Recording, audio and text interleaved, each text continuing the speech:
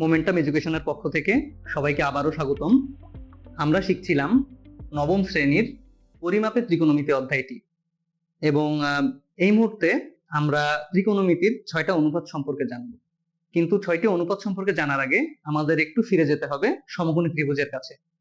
তো আমরা সবাই জানি যে ত্রিভুজের একটি কোণ সমকোণ তাকে সমকোণী ত্রিভুজ বলে। তো এখানে এবিসি একটি ত্রিভুজ যেখানে বি কোণ হলো 90 ডিগ্রি বা সমকোণ। এবং আমরা আরো জানি যে বি কোণ বাদ দিয়ে যে বাকি দুইটি কোণ এ কোণ এবং সি কোণ, এই দুইটি কোণের মধ্যে যে কোনো একটি কোণের মান যদি আমরা জানতে পারি তাহলে অপর কোণের মানও আমরা খুব সহজে নির্ণয় করতে পারবো। যদি আমরা এ কোণের মান জানতে পারি তাহলে আমরা সহজে সি কোণের মান নির্ণয় করতে পারবো। আবার আমরা যদি সি কোণের মান জানি তাহলে আমরা এ কোণের মান সহজে নির্ণয় করতে পারবো। তো ধরি যে কোণটির মান আমরা জানবো সেই কোণটির মান হলো থিটা, যেটা হলো আমাদের নির্দিষ্ট কোণ। এখানে থিটার মান যে কোনো কোণ হতে পারে, 30 ডিগ্রি হতে পারে, 60 ডিগ্রি হতে পারে। যদি থিটা কোণের মান 30 ডিগ্রি হয় তাহলে এ কোণের মান 60 ডিগ্রি হতে বাধ্য। আবার যদি থিটা কোণের মান 60 ডিগ্রি হয় তাহলে এ কোণের মান 30 ডিগ্রি হতে বাধ্য। আবার যদি থিটা কোণের মান 45 ডিগ্রি হয় তাহলে সেক্ষেত্রে এ কোণের মান 45 ডিগ্রি হতে বাধ্য। এখন থিটা কোণের কারণে যে ত্রিভুজের কোণের পরিমাপ পরিবর্তন হয় শুধু কিন্তু তাই নয়, থিটা কোণের কারণে এর বাহুগুলোর পরিমাপও পরিবর্তন হতে পারে। যেমন থিটা কোণের মান যদি 45 ডিগ্রি হয় সেক্ষেত্রে ত্রিভুজটি দেখতে হবে এমন।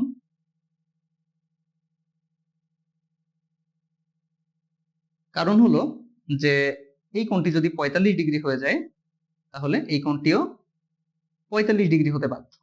সেক্ষেত্রে দুইটি কোণ পরস্পর সমান হলে বিপরীত বাহু দুটিও পরস্পর সমান হবে। এখন যে ত্রিভুজটি তৈরি হলো এটা হলো একটি সমদ্বিবাহু সমকোণী ত্রিভুজ। আবার থিটা কোণের মান যদি 60 ডিগ্রি হয় সেক্ষেত্রে ত্রিভুজটি দেখতে হবে খানিকটা এমন।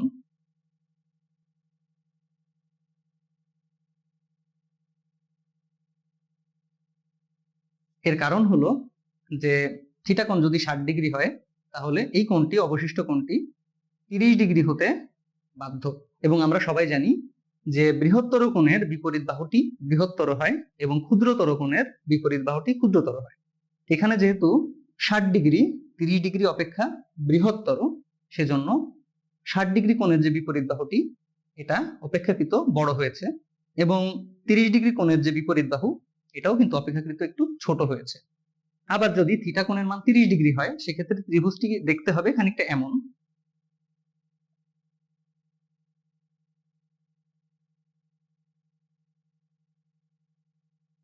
এর কারণটাও খুবই স্পষ্ট যে এই কোণটা যদি 30 ডিগ্রি হয় তাহলে অবশিষ্ট কোণটি 60 ডিগ্রি হতে বাধ্য।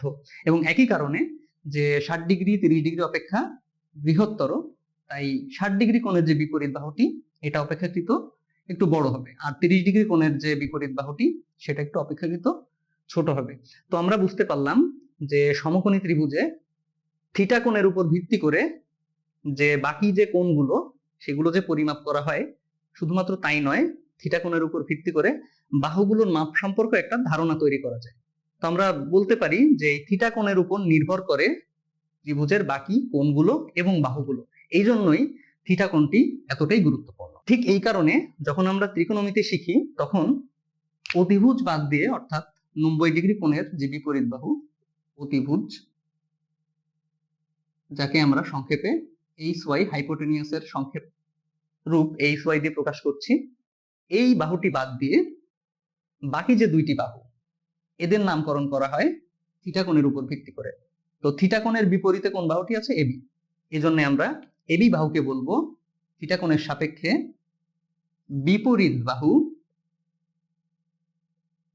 বা অপোজিট সাইড। আবার থিটা কোণের সাথে সন্নিহিত বা সংলগ্ন যে বাহুটি আছে এই বাহুটিকে আমরা বলবো থিটা কোণের সাপেক্ষে সন্নিহিত বাহু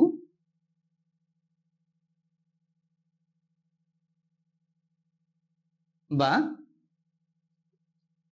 অ্যাডজেসেন্ট সাইড।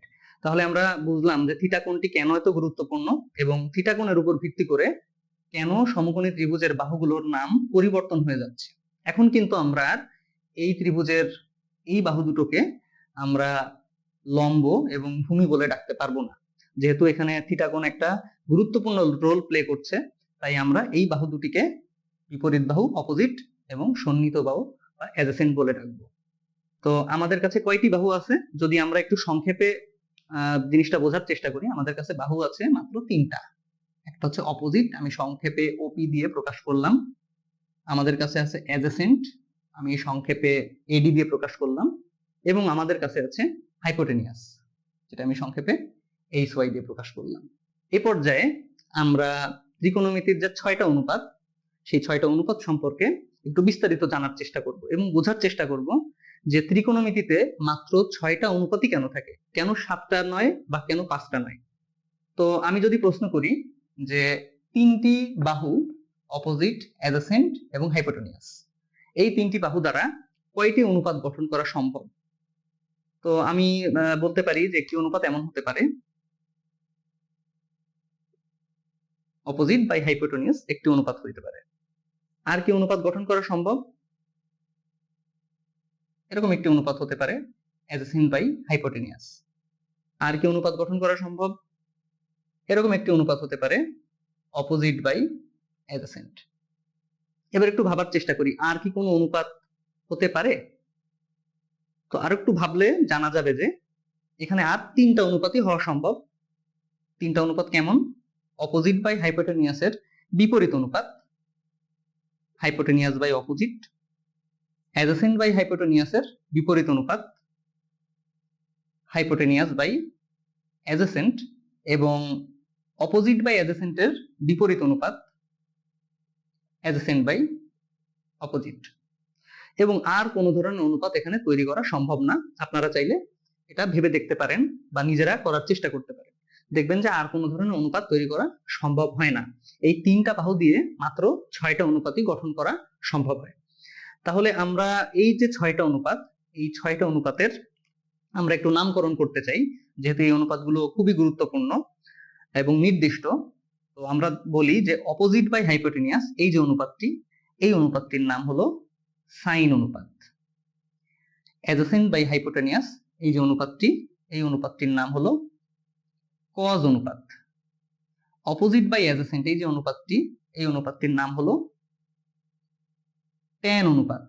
এবং এদের যে বিপরীত অনুপাতগুলো, তার মধ্যে অপোজিট বাই হাইপোটেনিয়াস, যেটা হলো সাইন অনুপাতের বিপরীত, হাইপোটেনিয়াস বাই অপোজিট, এর নাম আমরা লিখি কসেক অনুপাত।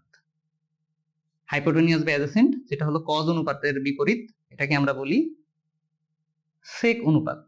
এবং অ্যাডজেসেন্ট বাই অপোজিট যেটা হলো ট্যান অনুপাতের বিপরীত, এটার নাম হলো কট অনুপাত। এখন কথা হলো যে আমার সামনে যে ত্রিভুজটি আছে, এই ত্রিভুজটির নির্দিষ্ট কোণ থিটা কোণের মান যদি 30 ডিগ্রি হয়, তাহলে এই বাহুগুলো যেমন হবে, 60 ডিগ্রি হলে নিশ্চয়ই বাহুগুলো তেমন হবে না, বাহুগুলো পরিবর্তন হয়ে যাবে। তার মানে থিটা কোণের মান পরিবর্তন হয়ে গেলে বাহুগুলো পরিবর্তন হয়ে যাবে, এটা কিন্তু আমরা দেখে ফেলেছি। তাহলে যদি থিটা কোণের উপর ভিত্তি করে বাহুগুলোর মান পরিবর্তন হতে পারে, তাহলে বাহুগুলোর অনুপাতের মানও পরিবর্তন হতে পারে। তো অবশ্যই এখানে থিটা কোণটা গুরুত্বপূর্ণ রোল প্লে করবে। তাই আমরা থিটা কোণের কথা খেয়াল রাখার জন্য, বা কোন ত্রিভুজের অপোজিট বাই হাইপোটেনিউস, কোন ত্রিভুজের অ্যাডজেসেন্ট বাই হাইপোটেনিউস, কোন ত্রিভুজের অপোজিট বাই অ্যাডজেসেন্ট, এটা মনে রাখার জন্য বা বোঝার জন্য আমরা সবসময় অনুপাতের পাশে এই নির্দিষ্ট কোণের নামটা লিখে থাকি। তো আমরা এখানে লিখবো অপোজিট বাই হাইপোটেনিউস বলতে আমরা সাইন বুঝি, কিন্তু সাথে আমরা থিটা কোণের নামটাও এখানে উল্লেখ করব। তার মানে অপোজিট বাই হাইপোটেনিউস হলো sine theta, adjacent by hypotenuse হলো cos theta, opposite by adjacent হলো tan theta, hypotenuse by opposite হলো cosec theta, hypotenuse by adjacent হলো sec theta, adjacent by opposite হলো কট থিটা। তো আমাদের ত্রিকোণমিতিতে মোট 6টি অনুপাত রয়েছে। অনুপাতগুলো কি কি? Sine theta, cos theta, tan theta, sine থিটার বিপরীত কোসেক থিটা, কস থিটার বিপরীত সেক থিটা এবং ট্যান থিটার বিপরীত কট থিটা। তো এখানে অনেক ছন্দ ব্যবহার করে এইগুলো মনে রাখা যায়, তবে আমি সাজেস্ট করব যে আমরা কোনো ছন্দ মনে না রেখে সরাসরি এখানে জিনিসটারে খুব সহজে মাথায় রাখার চেষ্টা করি, বারবার রিপিট করি, এগুলো আমাদের সহজে মনে থাকবে। এরপরেও যদি কারো এটা মনে রাখতে কষ্ট হয়, তাহলে একটা সহজ টেকনিক আমরা কাজে লাগাতে পারি, কিন্তু এটা আমি সাজেস্ট করব না। টেকনিকটা হলো সো কা টোয়া। এই টেকনিকটা, এই তিনটা অক্ষর যদি আমরা মনে রাখি, সো কা টোয়া যদি আমরা মনে রাখি, তাহলে সহজে এই তিনটি অনুপাতের নাম মনে রাখা যায়। কিভাবে? এখানে সো, এস মানে হলো সাইন, ও মানে হলো অপোজিট, এইচ মানে হলো হাইপোটেনিয়াস, সি মানে হলো কজ, এ মানে হলো অ্যাডজেসেন্ট, এইচ মানে হলো হাইপোটেনিয়াস, টি মানে হলো ট্যান, ও মানে হলো অপোজিট, এ মানে হলো অ্যাডজেসেন্ট। অর্থাৎ sine theta is equal to opposite by hypotenuse, cos theta is equal to adjacent by hypotenuse, tan theta is equal to opposite by adjacent. তাহলে এই টেকনিকটা ব্যবহার করে আমরা সহজে মনে রাখতে পারি, তবে আমি সাজেস্ট করব যে সবাই এই অনুপাতগুলো এভাবে মনে না রেখে বারবার পড়ে বারবার রিপিট করে মনে রাখার চেষ্টা করবেন। তো সকলকে ধন্যবাদ, দেখা হবে আগামী পর্বে।